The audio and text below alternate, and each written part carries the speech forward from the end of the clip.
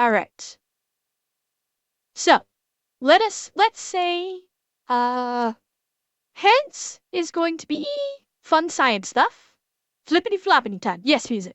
So, we'll say heads, science, tails, other fun stuff. I'm not going to give it away because I'm going to kind of keep it a surprise. So, fun science or other fun thing. It's science. All right, let us do science. Ironically enough, it is another Fallout thing. This is from a month ago. This is going to be in reference to, so if you haven't seen the show, this may or may not work. You may or may not understand this. And I'm sure Kyle will probably explain it. But this is involving, I think, how to determine if you are a safe distance from a nuclear explosion. I'm sure he's going to show the part in the show where they talk about it. So I probably don't need to explain. But, I mean, it's Kyle Hill. It's science. Let's fucking go.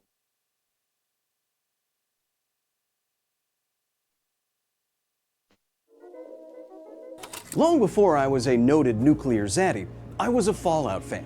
I have hundreds of hours in each game. I've even gone as far as to work directly with Bethesda to science everything from mini nukes to giant Hang on, let me laser shift beams. myself. One thing that I was never able to science, though, until now, is this iconic image. Hang on, We're able everything from mini nukes to giant laser beams. One thing that I was never able to science, though, until now, is this iconic image.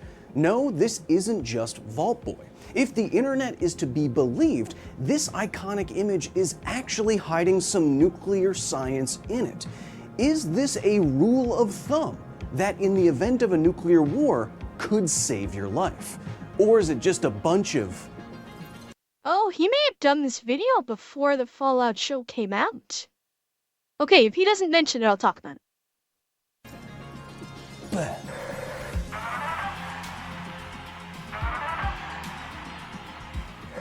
If the ghouls of the internet are to be believed, this iconic Vault Boy pose is much more than just a thumbs up. It's supposed to be a quick way to determine whether or not you are too close to a nuclear blast. You look at the mushroom cloud in the distance, you hold up your thumb, and if the mushroom cloud is bigger in your visual field than your outstretched thumb, you are too close. Now, too close is hard to define without a working knowledge of nuclear weapons, so let's start there. What about nuclear weapons is so dangerous? Everything. They are clear existential threats to civilization. Yeah, no, I know that, Arya, but like, specifically though. Oh, beep boop. From decades of testing, we know that the energy distribution during a nuclear blast is more complicated than just uranium going boom boom. Yes, most of the energy goes into blast like it does for conventional chemical explosives, but there are also significant and potentially lethal thermal and radiative effects. So, what too close to a nuclear bomb means, we'll have to take into account being far enough away from each energy mode. We're going to evaluate each energy mode and not just potential nuclear fallout like... Actually, I'm a little surprised he didn't mention the vacuum effect either, because when it comes to a nuclear blast, it's not only the outward blast, but when a nuclear bomb detonates, of course, it sends out a tremendous shockwave blast, but the force of the explosion is such that it actually creates a vacuum, so you're actually getting it twice.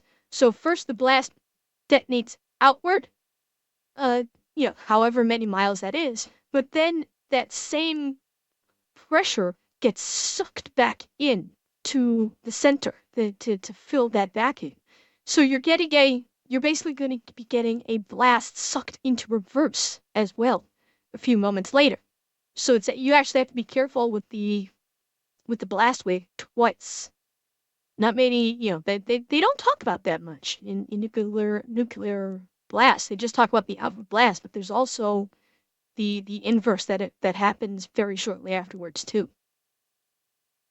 The meme focuses on, because Fallout depends on much more complicated factors like wind speed and direction and height of burst, factors that you won't know just looking at a mushroom cloud. And in the event of a nuclear war, blasts that create fallout are not actually optimal for destroying cities. So we're going to ignore this aspect for now. So, what is too close? Too close to radiation will risk acute radiation poisoning and death. Too close to thermal will risk blindness, burns of all degrees, and in the limit, vaporization. Too close to blast will risk blunt force trauma and soft tissue ruptures. Now here's a question that I think is fair for this Fallout Physics 101 class that we're apparently having. Sit down in the back. Which aspect of a nuclear blast will travel the furthest and will therefore define the utility of this rule of thumb? Radiation is usually what we think about most when it comes to nuclear weapons, but is that actually what we should be concerned with here? Aria, throw the options up on screen. Think about it. I'll be right back. It's accurate with radiation may travel furthest afterwards because radiation can travel on the winds afterwards. In the immediate effect, though?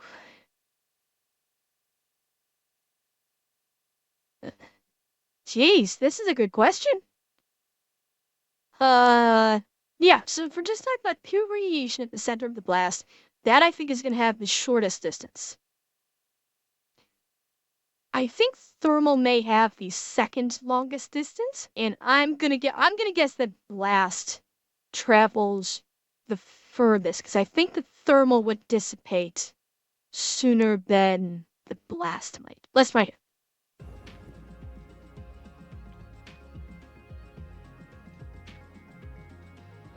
After a nuclear blast, how far the energy goes will be determined both by the size of the weapon and the environment that weapon is in. Now, while radiation may be what most people think about when it comes to the aftermath of a nuclear explosion, radiation actually has the shortest range of the energies involved. That's right. And people think of radiation because it's the longest lasting. You know, radiation damage from a nuclear explosion will last hundreds of years, maybe even thousands of years. So, most people think of radiation with a nuclear blast because of its longevity, not for its wide-scale damage. Because high-energy particles and gamma rays are scattered and reflected by atoms in the air, and therefore don't travel as far. They can even be deflected back towards ground zero. And just a side note, ionizing X-rays at the instant of detonation are what produce the tremendous but relatively small fireball that we're not considering here.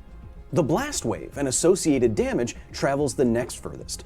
This is both because it has the most energy behind it and because human structures, biological and artificial, are extremely sensitive to any pressures over atmospheric or overpressures.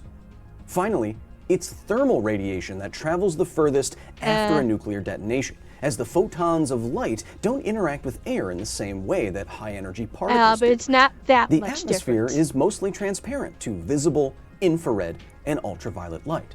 That's why you can see things outside. Did you get the order correctly? Good for some of you. But keep in mind that this order would have been different in a different environment. We've tested nuclear weapons in space, and in space, there's no air, so there's actually no blast wave. Ultimately, we will use the distance at which thermal radiation is no longer dangerous to evaluate this fallout rule of thumb. Now, I could have Aria calculate all of those distances for different yield weapons, but she's having her liquid helium tanks refilled. Teehee, it's so cold. So instead, we're going to use this fantastic website that you've probably seen before, NukeMap, by Alex Wellerstein, a nuclear historian. It has coded within it all of the complicated calculations that will allow us to simulate a real nuclear blast of various sizes and dimensions anywhere in the world, with all the attendant details. I'm going to select 3 differently sized weapons to compare. Let's start with yields from the only offensively detonated nuclear weapons, Fat Man and Little Boy. Then I'm going to make sure to display all the data that we're interested in, from a 100% safe from thermal effects distance to mushroom cloud height, both of which we will use to compare against our thummy thumbs. Do all this and detonate, and it looks like the minimum safe distance from a Hiroshima-sized blast is 4.66 kilometers away, with a mushroom cloud that is 6.58 kilometers tall. Of course, this all scales up dramatically if we use a weapon in the United States' modern arsenal, and apocalyptically so if we simulate the largest US weapon ever tested, the fusion bomb at Castle Bravo. With this data in hand, all we have to do now is take it and see if the internet was right about Vault Boy. With accurately simulated mushroom clouds and safe distances in hand, we can now use simple geometry to calculate what the visual angle of these explosions would be from our point of view, and then compare that angle to the visual angle of our thumbs outstretched in front of our faces. Remember, if the mushroom cloud at a safe distance is bigger than our thumbs, then this rule of thumb tells us nothing. But what are the chances that the internet would be wrong about something as complicated as nuclear physics? A flaw in Bethesda logic? That's more of a concern than internet logic is Aria, Bethesda take us to the logic. surface, please. It's super dirty out there, but I know, just... okay. A fun little rule of thumb is that if you take your outstretched fists and hold it against the horizon, it takes up about 10 degrees of your visual angle. You can use this to estimate how far the sun will travel in 1 hour. Now, it also just so happens that your thumb is about the same height as your fist, about 10 degrees in your visual angle. So, at this safe distance, for this Fallout rule of thumb to be true, the mushroom cloud behind me needs to be smaller than 10 degrees. If a Hiroshima-sized nuclear weapon detonated behind me, it would produce a mushroom cloud yay big. From a simple equation that you can do at home, we can see that this would be a visual angle of 70 degrees. And so this Fallout myth doesn't hold much irradiated water. You can, in fact, be much, much closer to a mushroom cloud than this rule of thumb says. Even if the bomb was much larger, produced a mushroom cloud that stretched a third of the way to space, it would still be bigger than your thumb at a safe distance. And furthermore, this advice isn't just wrong, it's useless. If you're trying to avoid thermal radiation from a nuclear blast, it travels at the speed of light. You would have literally no time to check something and then run for cover. And if you are avoiding a blast wave, you have just seconds to try to take cover, rather than hold out your thumb and check a nuclear bomb like a dingus. Look, this rule of thumb is fun. It fits with the dark humor of the Fallout series, but ultimately, it's a bit like Preston Garvey. Don't need it, don't want it. Until next time. Cool. Now exiting the facility. Thank you so much to the very nerdy staff here at the facility for their direct and can't make a substantial thumbs up, support in the sorry. creation of this here video. If you want to join us at the facility, if you want to drape on a silky white lab coat, possibly be replaced by a synth, get videos early, get private members only live streams with me, that's patreon.com/Kyle Hill to join the facility today. And hey, if you support us just enough, you get your name on RA here in every single video. And as you can see, there's hundreds and hundreds. How could I even pass the time? So one thing I kind of skipped over was the fallout of the Fallout meme, right? So the meme says that if you hold up your thumb, then you might be in danger of receiving radioactive fallout. But something I kind of glossed over was that if an adversary was going to destroy a bunch of cities and have the most effect on a population and its infrastructure, they would most likely be airbursts like we did in Hiroshima and Nagasaki. Airbursts create the most overpressure on people and buildings on the ground. A surface burst that would create the most fallout, that's what we're talking about, vaporized dirt and debris and fall out over time. That wouldn't be very efficient in taking out an enemy, or not as efficient. And if you're trying to end the world, efficiency is definitely your number one priority, right? Right?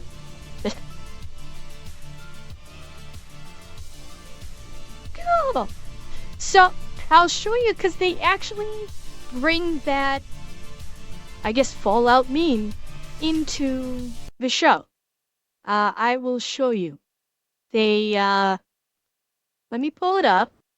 I'll skip, let's see if I can, yeah, he actually says it like almost right at the beginning here. So they actually talk about this in the Fallout show. Well, back when I was in the Marines, they taught us that if they ever drop a really big bomb, they told us to hold up your thumb just like this.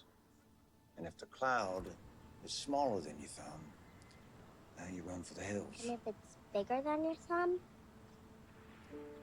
They told us not to bother running. Do you think it's gonna happen?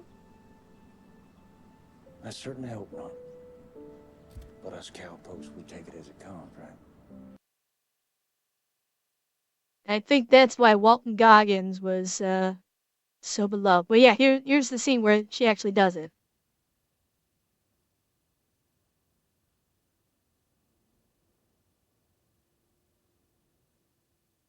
All right, one piece of cake coming up from my favorite cowgirl.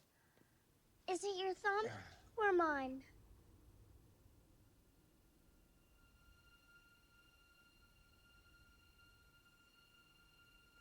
Honestly, when I first watched this show, I was still trying to figure out how the hell no one saw that blinding flash of light. I still don't know why nobody saw that. That's smoke, Janie. It's just a fire.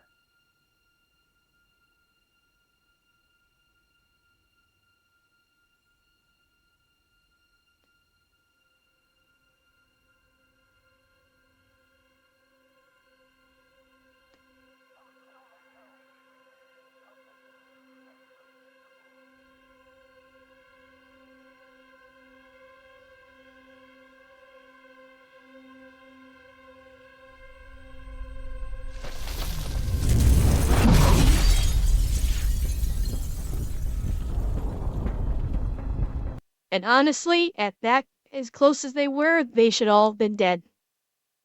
Because if you look how far they were, that's closer than what Kyle was showing. They should all be dead.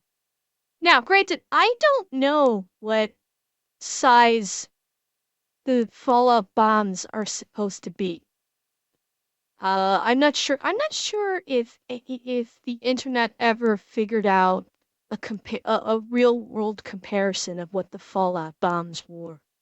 So who knows? Maybe the blast radius on the fallout bombs were not as bad as like modern day bombs.